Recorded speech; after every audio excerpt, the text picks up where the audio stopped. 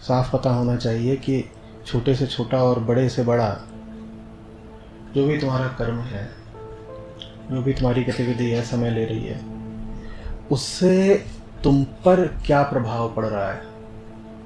और तुम पर कुछ असर पड़ना बहुत आवश्यक है, क्योंकि तुम अभी अपनी सहज मूल अंतिम आरामदेह अवस्था में नहीं हो।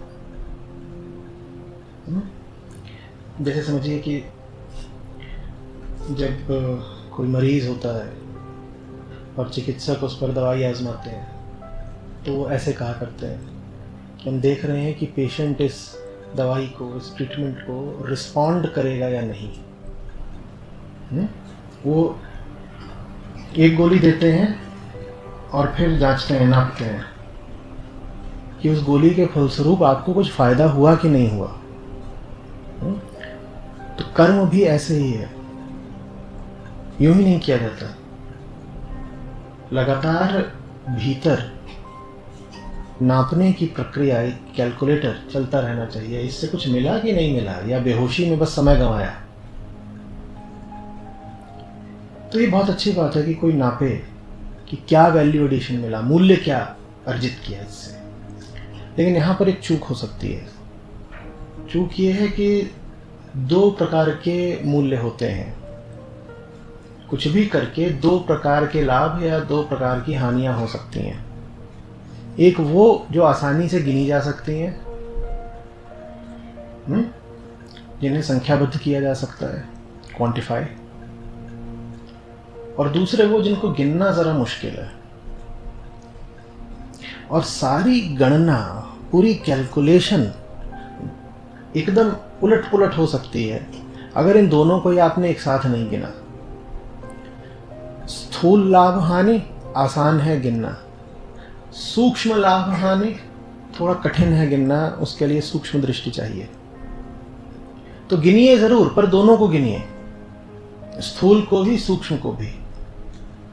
स्थूल को गिनने में विशेष मेहनत नहीं करनी पड़ती, वहां काम आसान है और मन होता है आलसी। स्थूल का अर्थ है वो सब कुछ जो भौतिक है, जो पदार्थगत है, मटेरियल है। वहां गिनना आसान है क्योंकि चीजें तो होती ही हैं क्वांटिफाइएबल।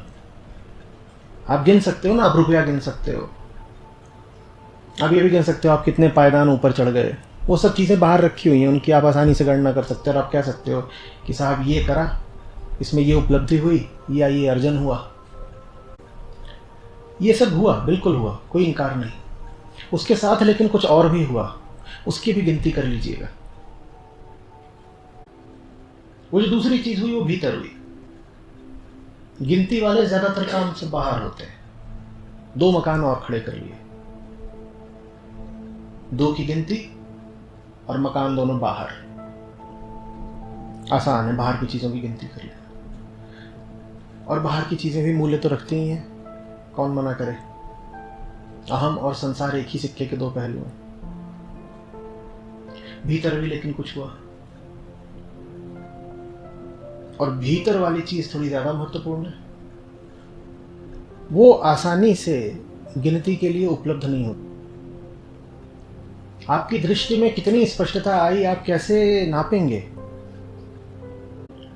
आंखों वाली दृष्टि तो नापी जा सकती है। आप जाते हैं ऑप्टिशियन के पास, तो तुरंत नाप के आपको बता देता है भाई इतना चल रहा है, उसी हिसाब से आपका चश्मा ही बना देता है। लेकिन भीतर देखने वाली दृष्टि कुछ साफ हुई या नहीं, ये कैसे नापा जाए। और बाहर की आंख स्वस्थ रहे जरूरी है, भीतर की आंख स्वस्थ रहे उससे ज्यादा जरूरी है। स्वास्थ्य दोनों तरफ चाहिए। संसार में भी हमें स्वस्थ रहना है, भीतर भी। उसको नापना मत भूलिएगा, नहीं तो बिल्कुल ऐसा हो सकता है कि सारी उपलब्धियों के बावजूद आप पानी की झोली खाली है। और ये आवश्यक नहीं है, दोनों साथ साथ भी चल सकते हैं। इस तरह का कोई नियम, कोई शर्त नहीं है कि अगर आंतरिक रूप से समृद्ध होना है, मूल्यवान होना है, तो बाहर जगत में भिखारी होना पड़ेगा। नहीं, बिल्कुल भी नहीं। दोनों साथ साथ चल सकते हैं, लेकिन दोनों को साथ साथ चलाना, साध के रखना, ये टेढ़ी खीर है। ये जो गजब का संतुलन है, ये जो दोनों आयामों में सफलता है, ये आसानी से नहीं मिलती। और एक बात और जोड़ देता हूं, जब मिलती है सफलता तो दोनों आयामों में एक साथ ही मिलती है। अगर कोई कहे कि एक जगह सफल है दूसरी जगह नहीं, तो मैं विश्वास नहीं करूंगा। कोई कहे मैं आंतरिक रूप से बहुत सफल हूं, पर जगत में मैंने मार ही मार खाई है, बात मानने लायक नहीं है। हम नहीं कह रहे हैं कि जो आंतरिक रूप से सफल होगा वो जगत में सबसे बड़ा धनपति बन जाएगा, ताजमहल बनवा देगा, या दुनिया खड़ी कर लेगा अपने लिए, प्रधानमंत्री बन जाएगा। इस तरह की बात नहीं कह रहे हैं। लेकिन इतना तो है कि वो बाहर के जगत में भिखारी नहीं होगा, मार नहीं खा रहा होगा, दुर्गति नहीं करा रहा होगा अपनी। तो दोनों साथ चलते हैं, और इनको जो साथ चला ले गया वो अमृत पा ले गया। यही उपनिषद बार बार समझाते हैं। इस जगत को और उस जगत को चुनौती रखते हैं सामने, क्या एक साथ लेकर के चल सकते हो? जो ऐसा कर ले जाए उनका जन्म सफल हो गया, आनंद ही आनंद फिर उनके लिए। ये अंदर और बाहर को एक साथ ले चलने के आनंद को ही जीवन मुक्त कहते हैं। क्योंकि आमतौर पे जो जीवन होता है एक साधारण व्यक्ति का, आम संसारी का या गृहस्थ का, उसमें बाहर की सफलता का बड़ा मूल्य होता है, लेकिन बाहर की सफलता आती है आंतरिक दरिद्रता की शर्त पर। ये जीवन होता है।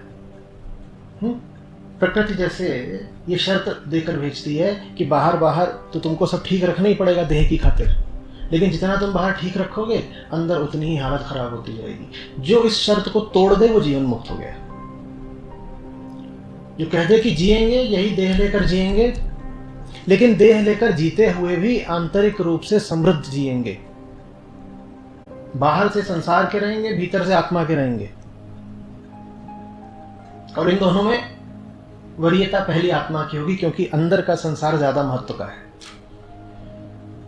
वो जीवन मुक्त हो गया, क्योंकि अब जीते हुए भी उसने आंतरिक बंधन स्वीकार नहीं करे।